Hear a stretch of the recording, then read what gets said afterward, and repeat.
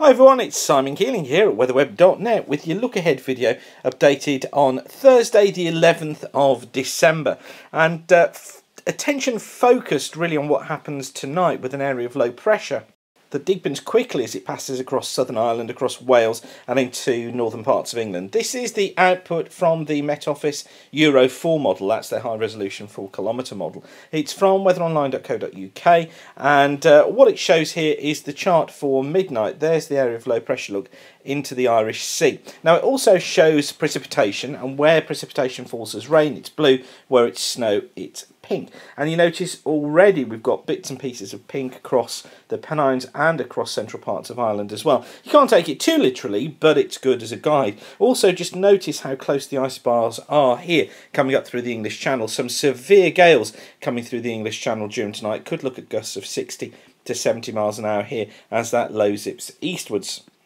Now by 6 o'clock in the morning the rain is still across southern areas. Look at these isobars as well that have passed through the channel. Again, gusts up to 70 miles an hour through the early hours of the morning. Most of the rain still across southern and eastern England, but we've got this hang back look here again across northern England, and notice as well how that area of pink has expanded, which means that there is that threat of some snow across the Pennines, across northern England, across northern Wales. Now, it's shown as being over the hills, but it may not be just exclusively across the hills. There could be some wet snow even at low levels. So, cross Pennine routes tomorrow looking a little bit iffy in the morning. But this whole system clears away. Colder air coming into the back during the course of Friday, and that leading us into quite a wintry day across many parts of the country, across parts of Scotland, Ireland and northern England, feeling particularly cold as that air just drains southwards. And you see that's already happened by midday on Friday. There's our rain look cleared off, but still look, this residual hangover here of cloud from the backbend occlusion that's associated with the area of low pressure now out in the North Sea. Bits and pieces of snow still falling across parts of the Pennines into Derbyshire as well. These are the snow showers getting into northern and western parts of Scotland, and one or two across high ground across northern and western Ireland as well. And get set for a sharp frost as well overnight into Saturday. Now, looking a little bit further ahead, the overall idea for next week actually is that it becomes a little bit milder. And you can see here from the temperature prediction, this look is where we see this cooler weather coming in over the next couple of days. But then into next week, look, temperatures rising.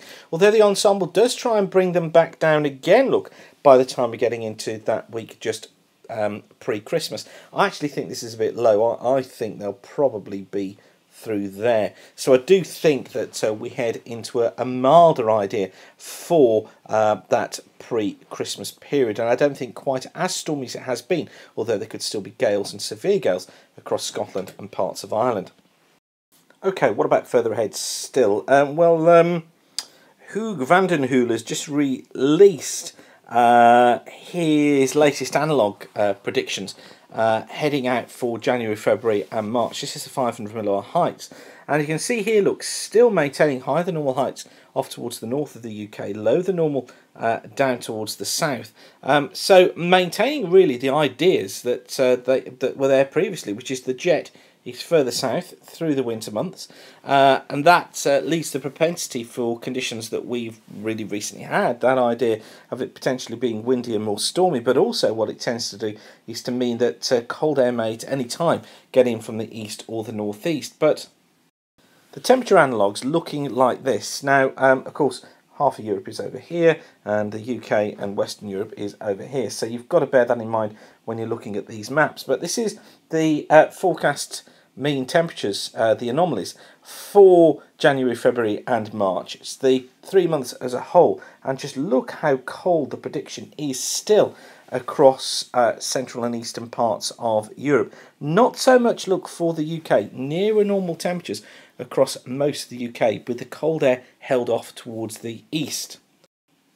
Interesting to note as well how cold it keeps central and southeastern parts of the US. Preset wise, it certainly sees the idea of higher pressure being up towards the north look.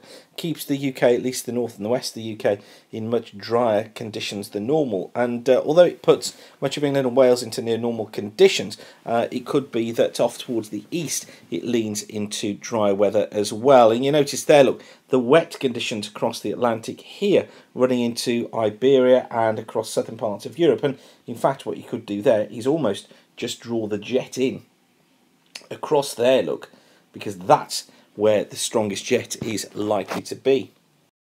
And if you're wondering, that's the output for spring, look, much higher normal than heights and normal heights across the north of the UK, still lower down towards the south and through Europe. So what it's tending to do is to bring the jet in like so, across again through Iberia, further south of the UK.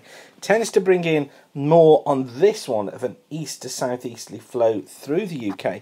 And I think what that could do is lead to, if it does happen, it would lead to quite a chilly March. And it may take some time to warm up, but overall it suggests warmer than normal temperatures through spring, and this is March, April and May all combined. So warmer temperatures through spring, you see there the pink colours look across the UK, but look how cold it is, how long it takes to warm up after the cold winter across eastern parts of Europe and central parts of Russia. And with higher than normal pressures dominant, it also leads us into a drier than normal spring look across the whole of the UK, in fact stretching out into much of Central and Western Europe as well. Now these are objective forecasts based on analogues, using sea temperatures, using various different techniques, but they are pretty handy and they have proved pretty useful as guidance over the couple of years that they've been available, so it's certainly something to be watching. So I'll leave you with that for now, but if you are travelling tonight, don't forget to be aware of that rain, sleet and snow, and also those very strong winds affecting southern parts of England. Once again, whatever you're doing, thanks for watching weatherweb.net. Don't forget you can subscribe to us on YouTube, or just keep on coming back to the website here for the very latest video updates. But for now, whatever you're doing, have a great day and keep the sun shining. Bye for now.